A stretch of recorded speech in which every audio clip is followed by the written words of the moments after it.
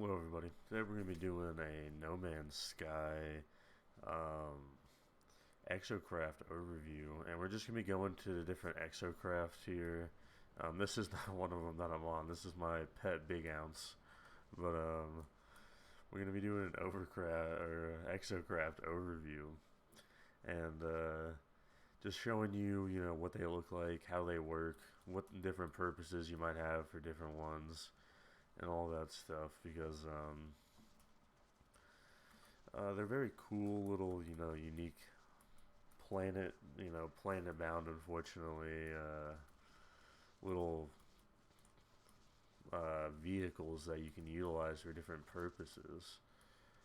And they're all pretty cool and have some pretty unique and useful purposes for as far as like planet-wide travel and planet-wide collection of materials goes, and getting where you need to go, and collecting what you need to collect in large quantities sometimes. So we'll have Big Ounce here just in the background for this presentation. He's pretty big, pretty proud of how he turned out in the inducer. I'm hoping the next generation of Big Ounce is even bigger. We'll do an episode on pets at some point probably, but today we're going to be focused on Exocraft. And we're over here next to this little base I have on this Paradise Planet or whatever it's called. We're just going to be going down the line here and kind of showing off the Exocraft and what they do. So let's start all the way down here with kind of the most unique Exocraft kind of in the game, with the Minotaur. As you can see, it's kind of like a robot. Like, it doesn't look like a vehicle. It kind of looks like a big robot or something, and that's kind of what it's going for. And obviously, you can see here in the you can modify them once you get them. It's mostly just paint job stuff. I've got mine red, white, and blue, just because my guy's named Uncle Sam and everything, so I like to have that color scheme on most of them. You can also summon them with the pads once you have them placed on the world, so that's something useful to have. You need to have these to actually be able to summon them, and it's really helpful just for keeping them on the pads. Looks like it's been overgrown a little bit, but we'll do that later. So inside of the Exocraft, this is what it looks like to be in control of one. And you can go first person in these. There's a signal booster I have on this one, which you can do different attachments for, and I'll show you in a second. Camera view, you can go inside of them first person. This is what it looks like to be in a first person view of the Minotaur. So it does give you like kind of a, you're controlling this big robot, like, robot companion or like extension of yourself. And you see in the storage, Minotaur has a decent amount of storage. He actually, some stuff in here I should probably collect and put in the storage, but he's got a decent amount of storage. And as you can see, the Minotaur, or you can rename it to whatever you want, but I haven't as of now. You can put a lot of different attachments on them, like the mining lasers, digging lasers, mounted weapons, and lasers. This is a radar array, which does what it sounds like in the description there. You can do environmental control stuff. You can do stuff to boost and enhance their speed and movement. So there's a lot of different stuff. We might do a whole separate video just on the attachments of said Exocraft, but just get that out of the way here now. So as far as the Minotaur is not something I like to use a whole lot when, on planet, walking around doing what I need to. For one, as you can see here, he's, and I'm not running, but you can't actually run with this dude.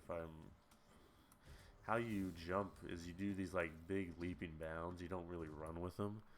But as you can see in walking, he's definitely like one of, if not the slowest Exocraft you can choose. And yes, the leaping bounds are cool, but they're not really incredibly practical for getting where you need to.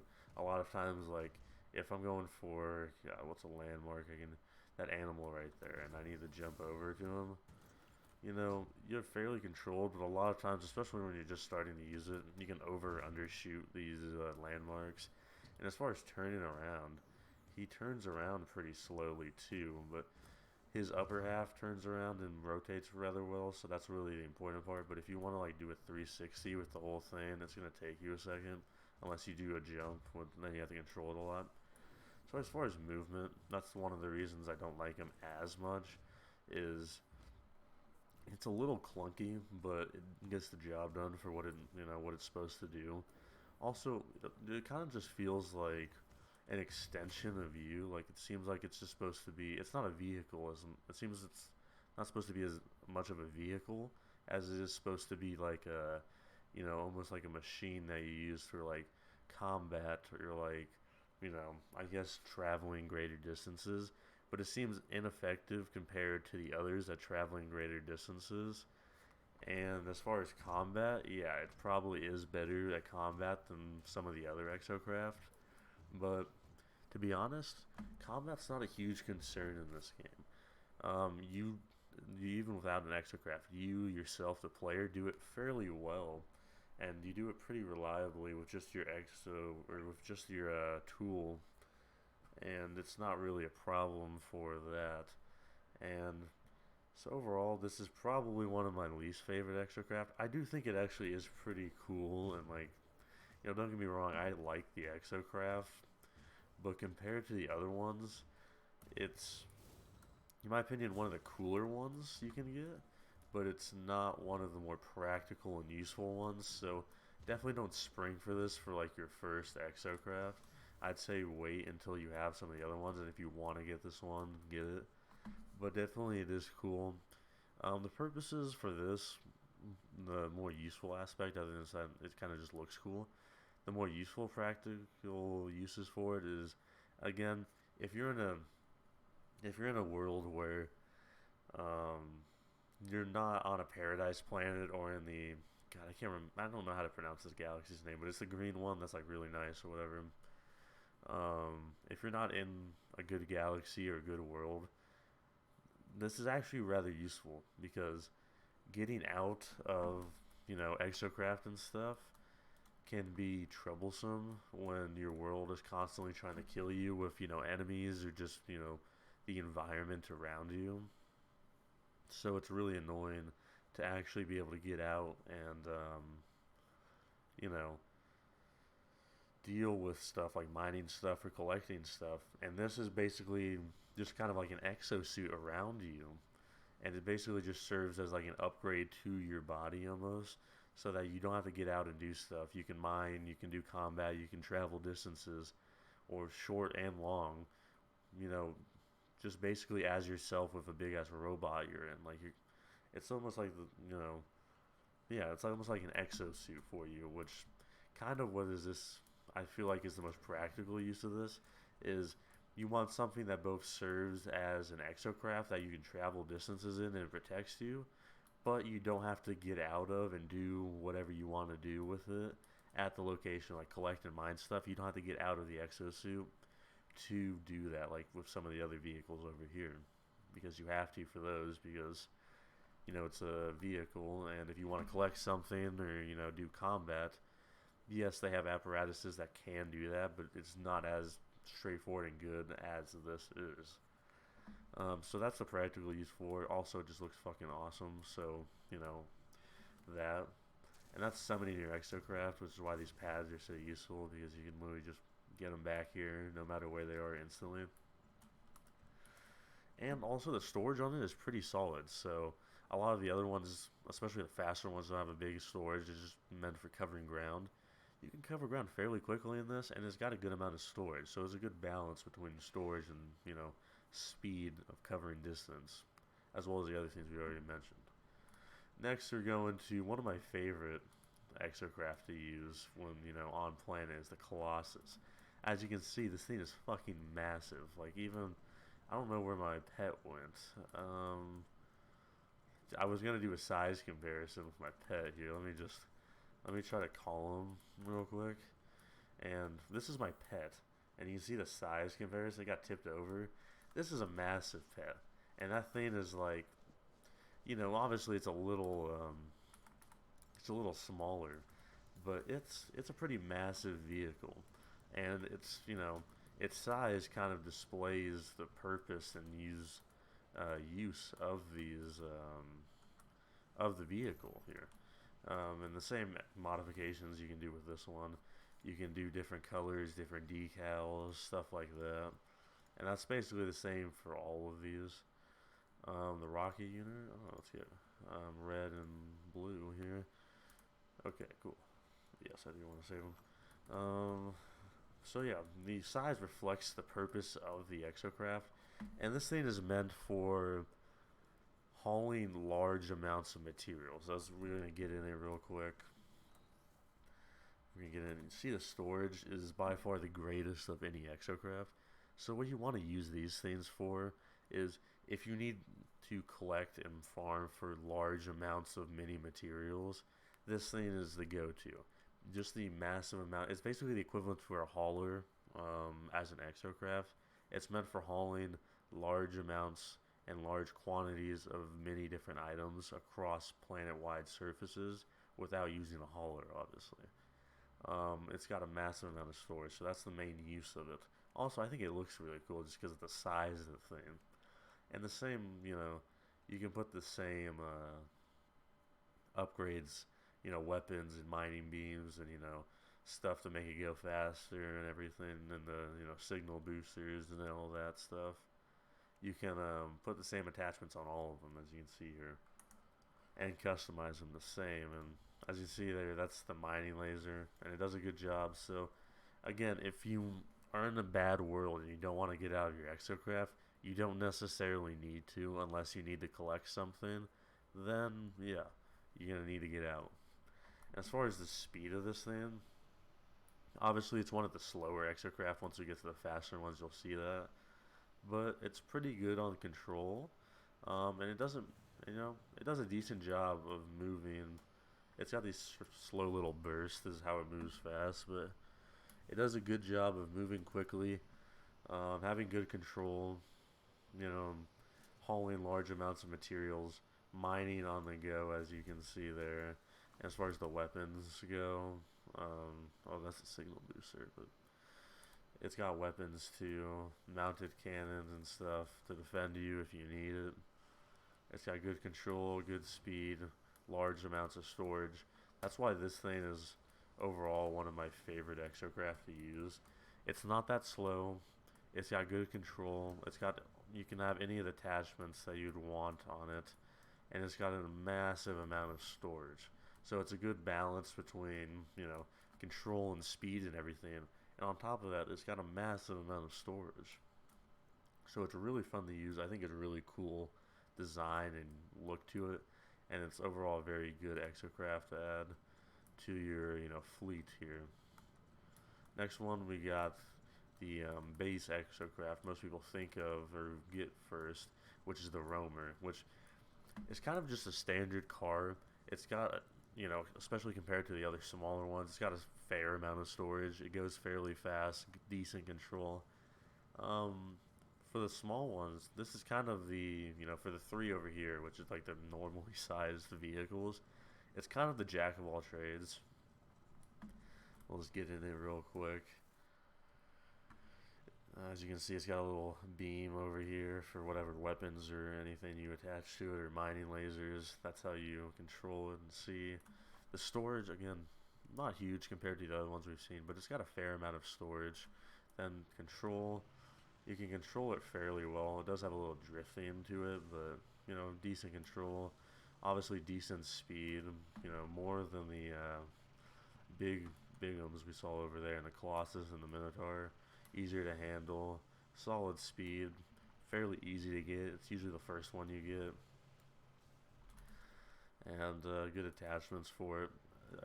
It's a fairly well balanced vehicle and Exocraft, and mining apparatus. It can do anything you really need it to, other than water, which we'll get to in a second with the little sub you see over there.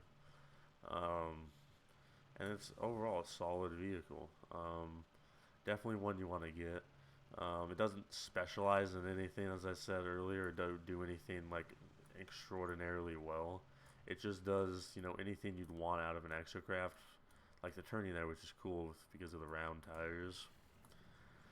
It does everything like that fairly well and consistently. It's a very solid vehicle to have, and definitely something you want in your craft just for, you know, casually roaming around, which is why it gets its name, I assume, maybe. Let's move on to the next one here with the Nomad. And Nomad, like you might guess from the name and design, it's meant to be, you know, fast on land, get you where you want to go quickly, and have good and great maneuverability and everything like that. Obviously, as you can see, there's the same customization of everything, but obviously, as you can see, it's nimbler compared to the others. But yeah, this prioritizes mobility and speed, as well as, you know, somewhat control. And yeah, if you want a vehicle that's going to get you places fast, you know, have good maneuverability, whether you're just going around the map or doing combat, this is the one you want to get. As you can see, we can take it for a spin here. Definitely just on a base wise, probably the fastest one we've seen. And then you see got these little bursts here, and you can add different, you know, speed aspects and upgrades to it as you go along. I obviously don't have many, you know, upgrades equipped to it, so it's not very useful in its current state, but if you added upgrades, it's obviously going to be more useful. And it's got an okay amount of storage. It's not very good, but to be fair, you're really not prioritizing storage with this. It's a nice addition, but you're really prioritizing mobility, and you're prioritizing speed, you know, on land here, and not being over encumbered by, you know, having to drive around the Colossus or something. It's nimble, it's fast, it's quick, good control. That's what the general purpose of the Nomad is. And although I don't use it a lot because I don't like it very much or have much need for it, you might have some need for it. And if you have a need for a fast and quick land vehicle like that, definitely a good pickup. And it does look cool with the little rotating light, you know, horizontal wheels, which I like, and it's kind of floating. So it's definitely cool to. All of these are cool, so I think you should get all of them. But I'm just telling you the uses and, you know, overview of the vehicles. The last ground vehicle we have here is the Pilgrim. As you can see, it kind of looks like a bike here, and as you can tell, it's somewhat similar to the Nomad in what its like job is. It's, you know, obviously nimble, doesn't have as much storage, but, you know, the trade-off is, yeah, you don't have as much storage or anything, and it's not as big, but it's faster and more agile, you know, for movement wise. You sacrifice storage and everything for movement and, you know, agility with the vehicles here. And getting in here, we can, you know, take this for a spin real quick. Obviously, you can see pretty fast, but kind of awkward to drive if you're not on flat terrain. But it can still scale terrain that isn't completely flat and go over it. As you can see, again, like I said, have I activated this? I have not. Let's learn a little word here for trade. As you can see, it's fairly mobile and good control as long as you're driving on somewhat flat terrain. And even when you're not driving a flat terrain, it can scale it and get over it fairly quickly and consistently. It's got this little tiny laser beam you can mount on top of it. And you can obviously add weapons too if that's something you need on this. But yeah, generally, what I'd say the purpose of this vehicle is speed and agility, and being able to quickly. It's not great on control, unfortunately, but it's great for quickly getting into areas and mounting weird terrain with the little round tires. You know, that's why they're there basically. So not the easiest to control, but it's got good speed, and these are what you can basically customize here. But it's got good speed. It's got good, you know, agility, and it's got, because of the round tires, the ability to scale a lot of weird and uneven terrain rather quickly. So that's why you would want one of these, and it looks cool because it's like a bike-like structure here. And let's go down to the water here for the last Exocraft, which is pretty unique Exocraft. But because of that, only serves a very specific role in what it can do. You can just come down here, you can start seeing it. As you can see, it's the little submarine here in the water floating above its platform. And I got the, you know, little decal on it and color scheme. But yeah, very cool little Exocraft here, and animal in the water here, I guess. But basically, yeah, what this is it's pretty unique, but it basically serves as, there we go, red and white, man, or red and blue. It basically, I don't know how to pronounce this, but the Nautilon or whatever, the Natalon, it basically serves as an underwater exploration vehicle, you know, a submarine. And this is what it's like to control. As you see, you can go at the top of the surface, or it can obviously go down into the water. And, you know, obviously if you're doing underwater exploration, this is the vehicle to have. You can add beams and, you know, I assume weapons. Yeah, you can't add weapons. And, it's good for underwater exploration. It's really, in my opinion, the only, or not in my opinion, just is the only real Exocraft or vehicle for underwater exploration and travel, which makes it the best in its field for what it's doing. So obviously, if you want to build an underwater base, like I have this little tower here, I will go over and show you, or you need to go underwater for materials or exploration or whatever you want to do, this is the Exocraft to get. As you can see here, region, yeah, I renamed the planet, by the way, that's what it's called, that. But I have this little tower here, this little underwater base. I don't use it that much, but it's kind of cool to have and build, just because it's, yeah, it's underwater, so it's kind of dope. But yeah, underwater travel, exploration, combat, this is the one you want to have. It's very good at it. It's very easy to control, pretty high speed, especially compared to you swimming, so definitely, and you don't have to breathe in it. You just have to keep this thing powered. Very good vehicle for what it does. Obviously, a pretty niche like use, and you know, oh jeez, but pretty niche use and like, you know, skill set. But for what it does, by far the best and only option you really have. So pretty solid and pretty cool little Exocraft there that you can pick up if you want. So that does it for the Exocraft overview on No Man's Sky. Hope you learned something about the use and overview of these different, you know, Exocraft here. And, you know, got a good look at them, and hopefully you can, you know, decide what you want, or, you know, how to, you know, use these for the different uses they present. And I'll catch you guys in the next video.